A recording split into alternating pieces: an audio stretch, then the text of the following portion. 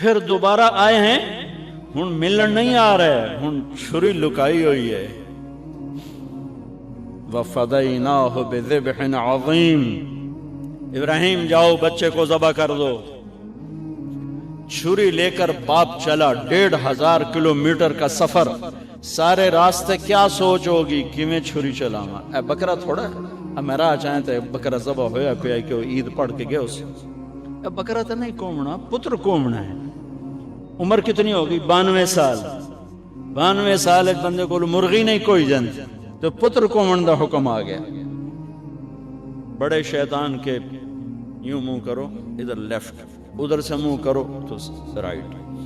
دو پہاڑ آپس میں ملتے تھے، اس میں ایک اونٹ بن جاتی تھی، وہاں باپ بیٹا کھڑے ہوئے،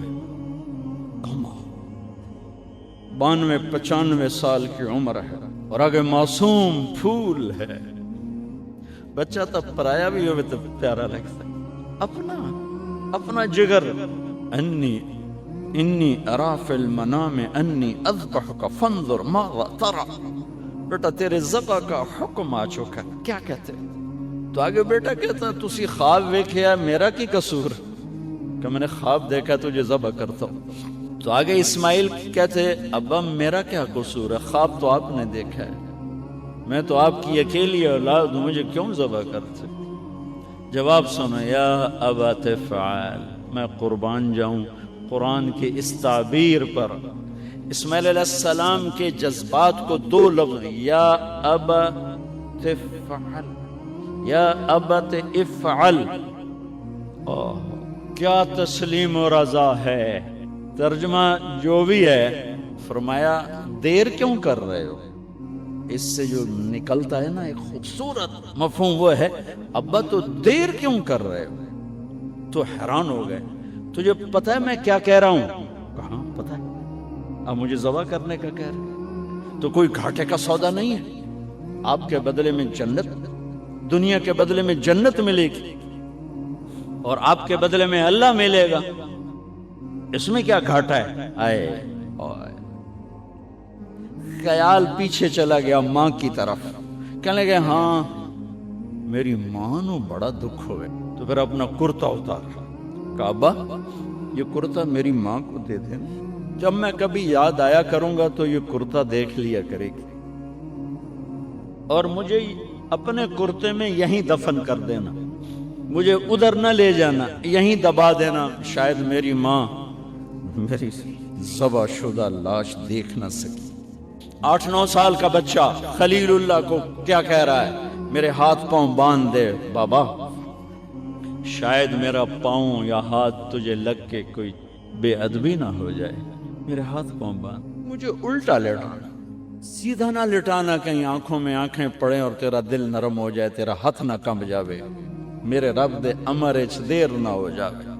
ان کو ماننے والی امت کہے سود کے بغیر گزارا نہیں، جھوٹ کے بغیر گزارا نہیں، ملاوٹ کے بغیر گزارا نہیں، رشوت کے بغیر گزارا۔ آگ لگا دو اپنی تاریخ کو، جاؤ جو مرضی کرو، جو مرضی گندگی کھانی ہے کھاؤ، اللہ کی جنت جہنم کو بھلا دو، جو کرنا ہے کرو، لیکن تمہارے بھلانے سے حقائق نہیں مٹ سکتے، جنت بھی ہے جہنم بھی ہے، اور حلال حرام پہ فیصلے بھی ہیں۔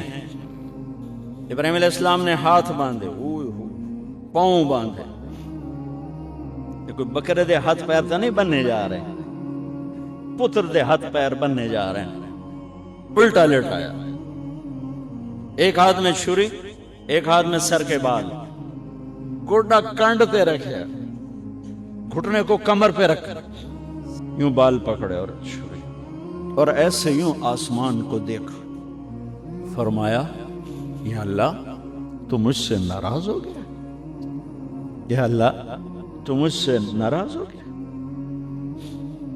کہ اسماعیل کی محبت میرے دل میں تجھ سے زیادہ ہو گئی؟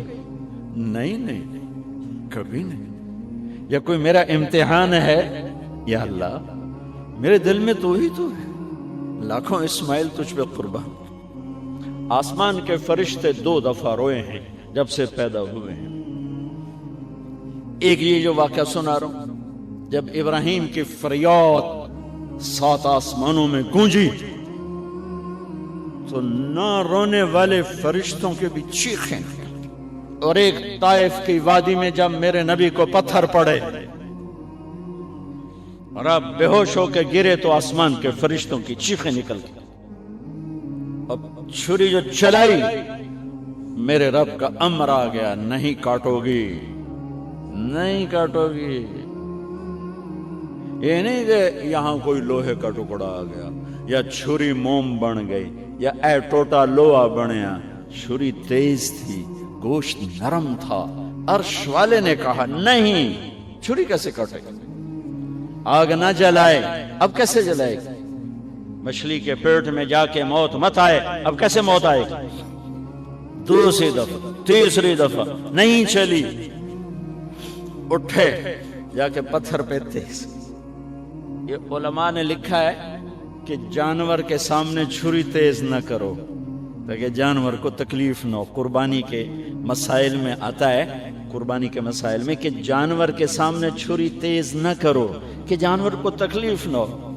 پتر دیسا میں چھری تیز ہو رہی، میں چلتی کیوں نہیں؟ جب چوتھی دفعہ پکڑی ہے تو اللہ نے کہا جبریل جلدی کر، میرے خلیل نو جلا لایا ہے. امتحان پاس ہو گیا. وَنَادَيْنَاهُ أَنْ يَا إِبْرَاهِيمُ قَدْ صَدَّقْتَ الرُّؤْيَا إِنَّا كَذَلِكَ نَجْزِي الْمُحْسِنِينَ وَفَدَيْنَاهُ بِذِبْحٍ عَظِيمٍ. پٹی باندھی تھی آنکھوں پر، چھری جو چلائی چل گئی. آنکھوں سے پٹی اتاری تو سامنے چھترا اور آگے اسماعیل اور ساتھ جبرائیل، دونوں مسکرا رہے اور چھترا سامنے پڑا.